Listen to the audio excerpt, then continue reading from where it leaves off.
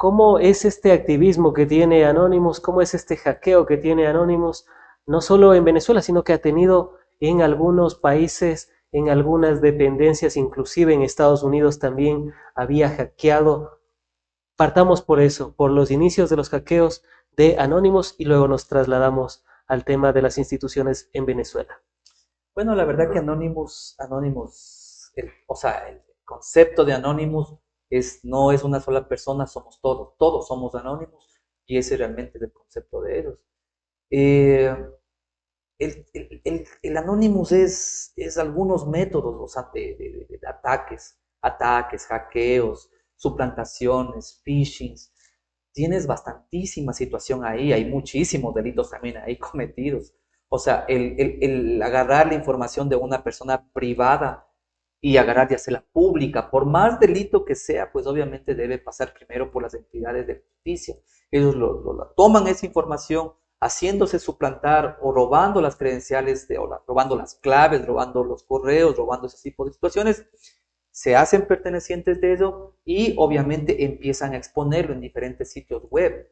Eh, Hacen una venta también, trabajan en dobles, como que en dos cuerdas, ¿sí? Una es la informática y otra es, por si acaso, lo que se llama la ingeniería social.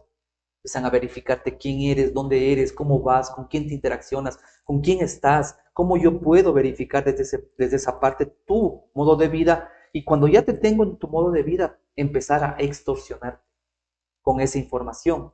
Un acto Digamos, totalmente ilegal. claro, lógicamente, o sea, mira, en este planeta que son creo que 8.000 millones de personas, hay de todo. O sea, habrá políticos que tengan sus problemas, que les guste, no sé, drogas, cosas así, y yo te empiezo a extorsionar por ese lado. ¿Por qué? Porque te empiezo a tomar fotos y te empiezo a decir, mira, si tú no me das esta información, esto se va a revelar. Que es muchas de las cosas que han pasado en algunos casos de anónimos. Mira la información del soldado este que se robó, lo que pasó, lo que nosotros El tuvimos que soldado matar, Manning. el soldado Manning. Le agarró y era un tipo random, o sea, que le empezaron a verificar que el tipo, aunque era soldado, tenía su odio hacia Estados Unidos. O sea, sí es la contradicción. Sirvo a un país, pero no odio a ese país por algún tipo de situación. Entonces, agarro, saco una base de datos y ni siquiera creo que hubo una venta muy grande, sino simplemente la paso y está en una situación, en un sitio web y empieza a revelarse un poco de información. Aunque bueno, ahí se reveló que Estados Unidos había cometido crímenes de guerra en Medio Oriente, que inclusive a dos colegas periodistas de Reuters los asesinaron a través de un avión, a través de un helicóptero, que se veía como no solo a los periodistas, sino a civiles habían matado. Y bueno, ahí el colega periodista Julian Assange, a través de su portal Wikileaks, expuso eso al mundo. Fue, o sea, fue bueno aquello, fue malo aquello, cómo interpretarlo, porque a la final la búsqueda de la verdad debería ser el fin. Es que en las guerras tú estás al borde de todo. O sea, tus sentidos están al borde. O sea, tú en una guerra no es que dices, voy a matar a este otro. Es como apuntar así, como un juego electrónico. No es así. O sea, tú lo que está moviéndose, disparas. Y claro, suelen suceder este tipo de crímenes de guerra. Claro que cada uno de los países lo que hace es oculta con mayor precisión esa situación, pero en el sentido de la sacada de esa información, o sea, el manejo de esa situación fue lo ilegal. Si tú tienes esta información, dale a la ONU directamente. Perfecto. Si la ONU no quiere hacer nada, empiezas obviamente a diagramar en otro tipo de estándares y si es que nadie quiere saber nada sobre esto, perfecto. Vamos al activismo y ahora sí vamos a protestar. Pero la manera de sacar la información y ponerla en un portal y hacer la Wikileaks y tener en cuenta de que solo lo vamos a hacer como porque estamos en contra de Estados Unidos o estamos a favor de Estados Unidos, ahí tuvo el problema. Y el tema de las escuchas, porque dentro de los cables, de los decenas de miles de cables que se revelaron, había las escuchas que realizó Estados Unidos a través de sus embajadas, a través de sus diplomáticos a varios países. Inclusive se hablaba del tema de la injerencia de Estados Unidos en esos países, principalmente de América Latina. Y ahí, cuando hace eso Estados Unidos, también es legal, es ilegal. O sea, obviamente es ilegal. Estamos Entonces, hablando de un derecho, es un derecho humano, el derecho a la Nuevo privacidad. mensaje para Nicolás Maduro. Incluso la privacidad vienen, la mayoría de constituciones te sacan lo que es la privacidad del domicilio. Y dentro de la privacidad del domicilio también está obviamente tu casillero postal. Entonces, mediante ese tipo de situaciones, obvio que es ilegal. Hay parámetros en que ellos dicen, bueno, saben que nosotros no fuimos. Nosotros lo que hacemos es vinculamos a una empresa, obviamente, israelita, que es la que comanda esta situación, y ellos son los que hacen esta situación y nos envían la información. O sea, si ves la triangulación de este tipo de situaciones, entonces, a la final del día, terminas en ¿a quién acusas? ¿A los israelitas o a los norteamericanos? Los norteamericanos no, nosotros compramos información por supuestos, obviamente, delitos que se den y porque nosotros podemos ayudar a las democracias de todos los países, que en síntesis es de la excusa con la que ellos hacen este tipo de situaciones. claro, siempre querer llevar la democracia y como diría un hombre sabio, después de que Estados Unidos interviene en algún país o lo convierte en un cementerio o lo convierte en un manicomio. Amigas y amigos, si saben la referencia, también hacemos concursos, así que díganos cuál fue ese hombre sabio. Tenemos tres aspectos, ¿no? Por un lado, Julian Assange con el soldado Manning hackearon o extrayeron la información que develó estos crímenes que realizó Estados Unidos en Medio Oriente, también las escuchas que hizo Estados Unidos algunas embajadas, acto también ilegal, y tenemos el tema de Anonymous. Entonces los tres se podría decir que están en el mismo nivel de complejidad o podría haber una diferencia entre los tres, podría ser el recurso de ir por la verdad y del periodista Julian Assange, que luego estuvo preso ya más de 10 años por ese activismo, por haber develado al mundo aquello, podría estar encasillado en casi lo mismo o podría haber una diferencia. La pregunta es, ¿qué tienen que ver las embajadas de los países en esta situación? Si es que tú tienes una escucha a nivel internacional, ¿sí? Te dan un bloque de información. Tú no puedes comprar ese bloque de información como una verdad absoluta. Entonces, ¿qué haces con ese bloque de información? Verificas con las embajadas de cada uno de los países que te validen esa información. Y son validadores, porque como están in situ, ellos saben la realidad de dónde están. Entonces, ahí entran las embajadas de los países dentro de este esquema diabólico de interceptaciones, de inteligencia contra inteligencia, de Anonymous, de los israelitas tienen un software que es más o menos para intercepción de los diferentes tipos de teléfonos convencionales, computadoras. O sea, tu computadora puede estar aquí apagada, pero sigue escuchando. A veces no son intercepciones, sino son simplemente micrófonos abiertos. Todo eso recae sobre este tipo de situaciones. Y Anonymous lo que hace a veces es recopilar ese tipo de información. O sea, por ejemplo, fugas del virus que tienen los teléfonos celulares recae sobre Anonymous y Anonymous también lo utiliza. ¿Sí me entiendes? Pero Anonymous no es un solo persona que está tal vez en un solo país, están en todo el planeta. Y eso también es lo que a uno le deja con la duda, ¿no? Si dejan, no solo baja la computadora o apaga el teléfono, igual le pueden seguir escuchando. Como ese meme que salía en alguna ocasión, que están en una pareja, están conversando y dice, cuelga tu amor, y el otro le dice, no, cuelga tú. Y atrás salía Barack Obama, decía, no, mejor cuelgo yo. Lo recuerdan, amigas y amigos, es básicamente aquello, ¿no? Y cómo ha evolucionado el tema de las escuchas. Recuerdo que a al expresidente Nixon de Estados Unidos le siguieron pues un proceso por las escuchas, famoso caso Watergate, si la memoria no me falla, Watergate, ¿y cómo va evolucionando todo esto? Vámonos al tema de Anonymous con el hackeo al sistema, algunas entidades de Venezuela. ¿Cómo logró hacerlo? Aunque bueno, no el cómo, ¿no? Porque si incluso instituciones de Estados Unidos lo ha logrado hacer, pues, ¿qué se puede esperar del resto del mundo? O sea, se supone que es uno de los países más seguros, pero ¿cómo funciona eso? Bueno, tienen algunos métodos. O sea, regresamos a los métodos básicos, obviamente, de verificar a las personas para tener sus claves de acceso a diferentes dependencias de Venezuela. Hay ciertas formas también, obviamente, de si es que ya estoy metido dentro de estos servidores, verificar información. Dijeron los rastreos de la plata de Maduro, cómo estaba diagramada, dónde no iba. Obviamente esto automáticamente recae sobre el FBI, porque algunos eran en Miami, algunas de las cuentas estaban en Miami. Pero en Cayeron síntesis, en el FBI. el FBI ya debe estar investigando. Por más de que sea un bulo de internet, ellos automáticamente deben verificar estas cuentas, a quién pertenecen, por qué están manejadas de esta forma y cómo podrían tal vez, si es que empiezan a hilar y empiezan a ver un vínculo, bloquear. Vienen dentro de lo mismo del soldado man. Viene dentro del igualito del soldado man. Hay alguna persona que no se siente obviamente satisfecho con lo que está haciendo Maduro y empieza a revelar y dar acceso a los servidores de Venezuela. Esa es la primera forma cómo se trabaja esta situación. Viene alguna persona de Anonymous o él empieza a decir, sabes que estoy en esto. Hay algunos foros donde ellos pueden comunicarse. Viene alguna persona, empieza a dar la primera alerta, ¿sí? Dentro de Anonymous y dice, podemos tener esta situación.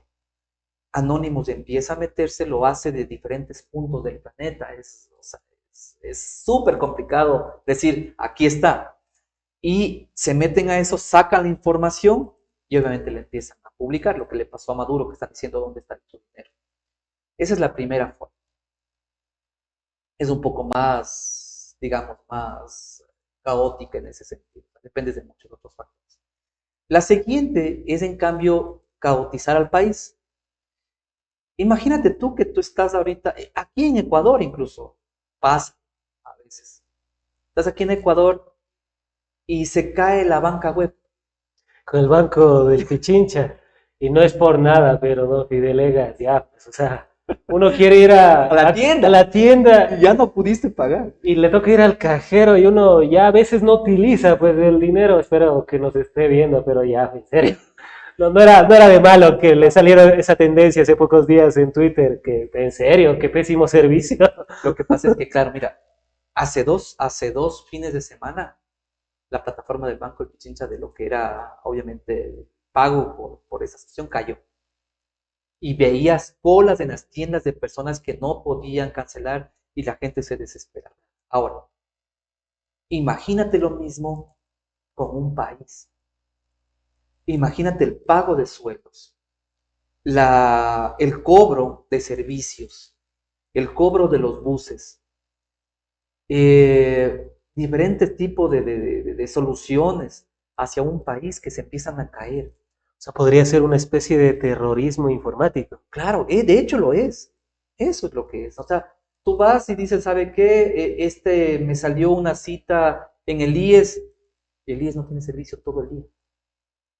Y los médicos empiezan a decir, no, tenemos trabajo porque no podemos atender a la persona que está aquí porque no sabemos quién es.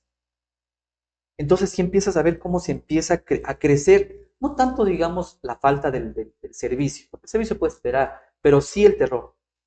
Y entonces no es que se le está afectando a Nicolás Maduro, independientemente de la posición que cada persona tenga, sino se le está afectando a la ciudadanía venezolana. Claro, lógico, es como cuando tú haces un paro. Cuando tú haces un paro, no es que le estás perjudicando al del gobierno, porque el del gobierno está sentado ahí en el palacio. Estás perjudicando a todos como para que todos empiecen a ponerse y a arrimar el hombro para salir a protestar y decir, bueno, si ya no me sirve la salud de mi país, pues esto es una tontería, yo también quiero protestar y quiero que se vaya. A la final del día, ve, ya ni siquiera te importa si la elección ganó, perdió o lo que sea, quiero que se vaya, porque no quiero seguir viviendo así. Entonces, ¿qué es lo que sucede? Esto de los ataques de Anonymous utilizan un tipo de ataque que se llama DNS, que es como mandar a todo el planeta a que se meta en una entidad. Como decirle a todo el planeta, ¿sabes qué? Métete al IES y pide cita. Entonces el IES, por más de que quiera hacer lo que quiera hacer, no puede abastecerse. Y ahí viene una problemática encima más, que le puede pasar a cualquier ecuatoriano que pueda estar metido en esa situación, sin saberlo incluso, sin saberlo. A muchas personas las semanas anteriores, eso he verificado, no he hecho una encuesta así muy grande, pero más o menos de unos estudios chiquitos, hay mucha verificación de que los teléfonos se les están poniendo lentos. Tú dices, "Ah, de la noche a la mañana se me puso lento". Y tú dices, ¿qué pasó? Entonces dices, bueno, son a cierto rato, pero bueno, ya se le dé pasar. Cuando tú haces un ataque de estos, lo que haces es introduces en cada dispositivo móvil, si es que puedes, un tipo de virus. Y con este tipo de virus, los teléfonos que pueden estar en cualquier parte del planeta, teléfonos, tablets o cualquier cosa que pueda obviamente manejarse entre sistemas operativos, agarran y se vuelven zombies. Y yo empiezo a reclutar mi ejército de zombies porque soy yo el que creó ese virus y que puedo controlar a esa masa de dispositivos zombies. Y agarro y les doy a ellos la orden: ataque a Venezuela. Mm. Entonces vas a verificar que dentro de los ataques a los venezolanos pueden haber un montón de dispositivos ecuatorianos o dispositivos peruanos, colombianos, estadounidenses, donde tú quieras verificar. Y ahí se puede rastrear las IPs, o sea, digamos, un ciudadano X que no tiene nada que ver en el tema, que ni siquiera Exacto. lo ha visto, Está inmiscuido. está inmiscuido y luego dice, Sí. L, ¿y yo qué hice aquí? Puede pasar de que esa persona, y tú, por ejemplo, ese dispositivo hizo alguna cosa que estaba mucho más allá de lo normal del ataque, ¿sí? Y pueden rastrearlo y verificar que está aquí en Ecuador y el otro está aquí tranquilamente verificando WhatsApp. Y eso se puede judicializar y lo pregunto porque, digamos, a esa persona que no tiene nada que ver, que no se interesó en el tema y que está en sus asuntos diarios y cotidianos, y la IP le reconoce el teléfono, ¿le pueden judicializar a él? ¿Y se Claro. puede demostrar que fue hackeado el teléfono o es más difícil inclusive demostrar O aquello? sea, es complicado porque vas a verificar que estás haciendo un delito desde Ecuador hasta otro país y obviamente el otro país tendría que rastrear a esta persona, investigarlo primero, a ver si tiene Y los algún rango de recursos, conocimiento, los recursos. Y estás hablando no de uno, sino de millones de aparatos. Entonces, claro, si es que este IP sería el que hizo bajo una cosa que se llama triangulación, puedes empezar a verificar. Pero es una realmente a veces termina siendo una pérdida de tiempo.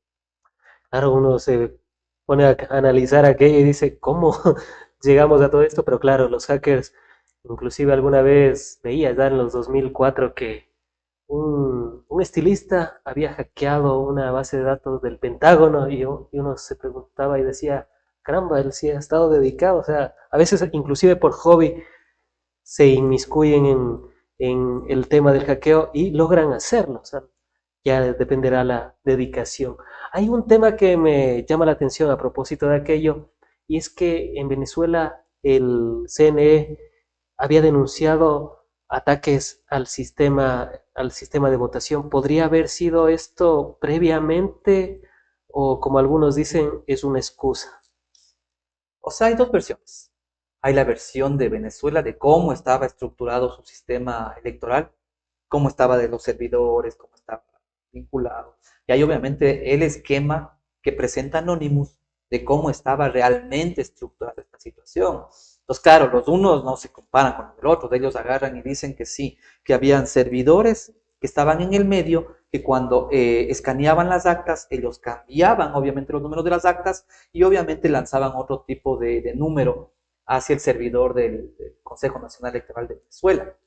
Entonces, ¿qué es lo que sucedía? Que en ese intermedio, pues simplemente había o sea, la acción de lanzar información de un punto a otro, pero que el uno no le reconocía el cruce que había en el medio. Eso es lo que dijo Anonymous.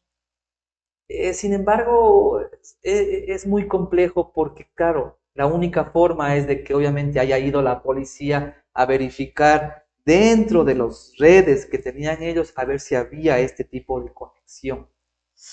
Lanzaron las IPs, obviamente, de este tipo de servidores. O sea, Anonymous es bastante, digamos, técnico en ese sentido y lanzó los servidores de dónde estaban. Algunos estaban dentro del país, otros estaban fuera del país y cosas así. Sin embargo, como te digo, al no ser algo judicial, pues obviamente queda en que yo Queda la también me duda. puedo fabricar un dibujo ahí en PowerPoint y ya le hago, ya está ahí. Entonces es complejo porque la policía en cambio tendría que ir, o en este caso, los veedores internacionales a los cuales no les dejaron ingresarse, ir a verificar. Porque si eres veedor internacional, tienes la potestad de que la fuerza pública te ayude a verificar si es que hay algún tipo de cometimiento de delito electoral dentro de estas elecciones. Entonces, si checas que todo esto da las vueltas, todo esto gira en torno a bulos, en torno a torno a verdades que no se vuelven bulos, entonces se vuelve bastante complejo. Las declaraciones de Maduro que quiere, o sea, en este instante quiere formar la policía cibernética, cuando todos los países tienen policías cibernéticas y todos los países lo que han hecho es verificar sus ataques y verificar que obviamente necesitan de este tipo de situaciones, que a nosotros nos ha pasado. A nosotros también hemos tenido algunas caídas de sistema en algunas ocasiones. En la última elección me parece que fueron, a ver, en la del 2021 tengo entendido que fueron 7 caídas del sistema. 7, bueno, amigas y amigos, ya saben que ustedes siempre me gusta darles el dato concreto, pero hubo algunas caídas del sistema. Y al respecto, tomando en consideración las declaraciones de lado y lado, también viene el tema del Centro Carter. El Centro Carter que hasta antes de esta elección prácticamente había avalado las anteriores y le había reconocido como uno de los mejores sistemas electorales del mundo a Venezuela, hasta esta ocasión, insisto. ¿Por qué era considerado el sistema de elección y de votación, mejor dicho, por qué era considerado el sistema de votación venezolano uno de los mejores del mundo hasta antes de la última elección? Porque o sea, realmente es muy automatizado. Ya el voto electrónico lo que te hace es que, claro, te dan un papelito donde te dicen por quién votaste. También hay una también, es que solo aplastas un botón y ya está. Después hay una retrocontabilidad, obviamente, pero ¿qué es lo que te beneficia?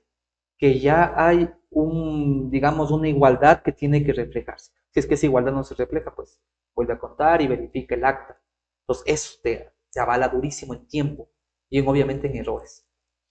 Sin embargo, ¿qué es lo que pasa en este tipo de situaciones? O sea, justamente en esta última elección el Centro Carter incluso se fue, no avaló las elecciones y sacó su informe en el cual prácticamente no reconocía los resultados electorales que daban la victoria a Nicolás Maduro y habla, y si podemos ponerlo en producción, me parece que hablaba ya del reconocimiento de González, me parece, si lo podemos colocar. Pero en todo caso, deja la duda de que no ganó Nicolás Maduro, hasta la que yo tengo 100% verificada.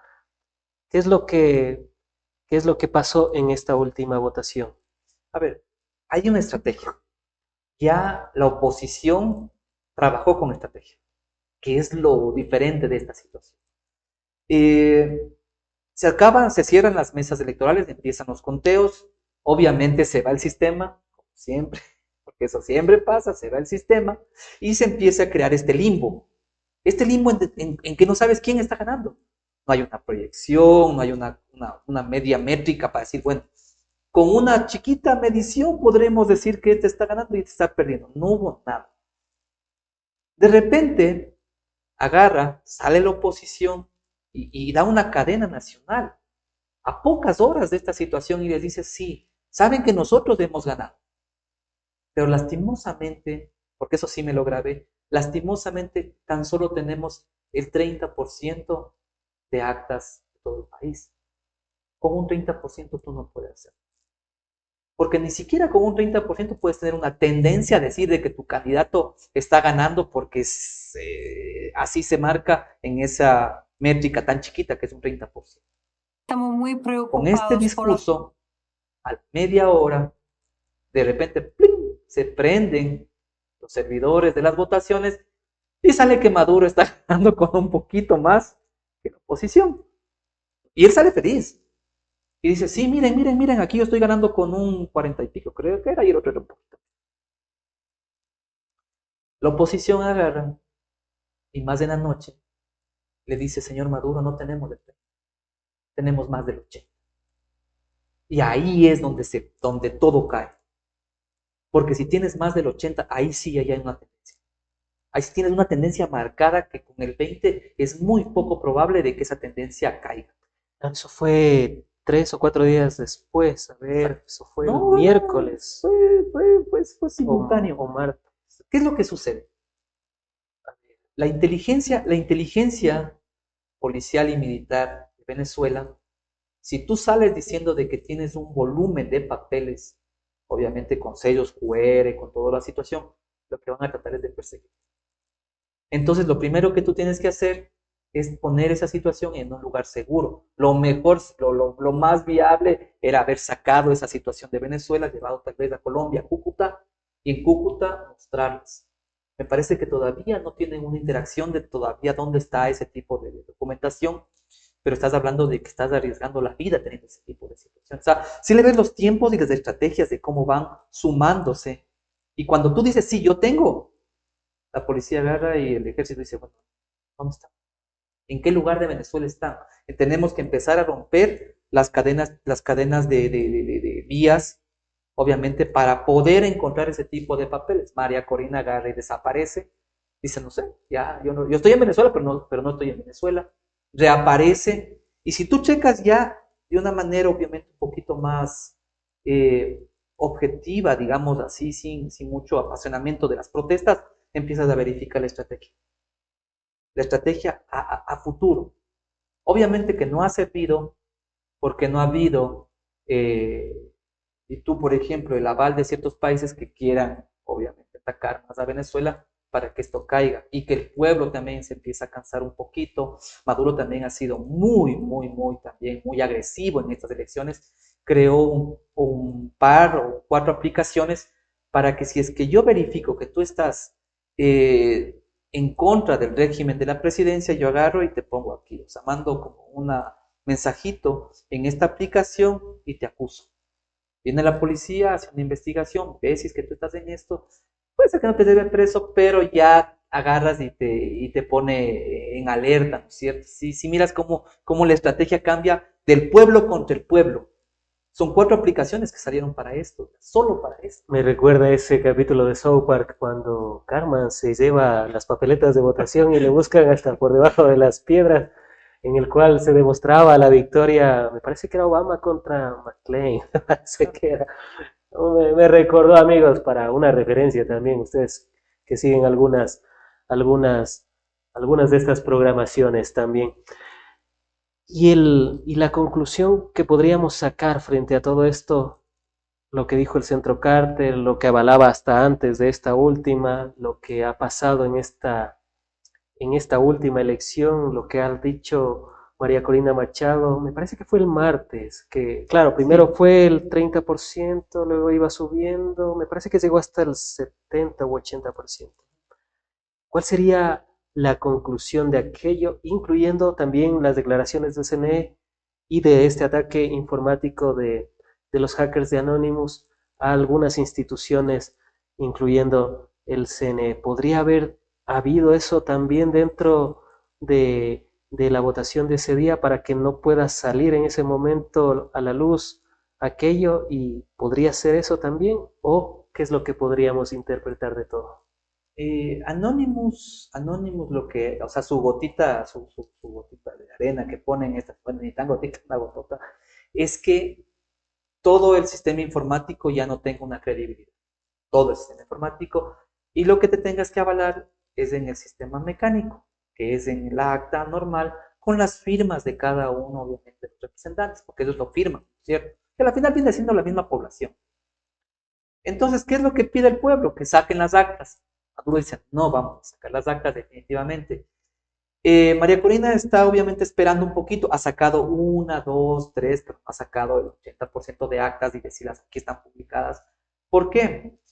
Porque con estas actas obviamente tú puedes empezar a duplicar las que tienes por acá.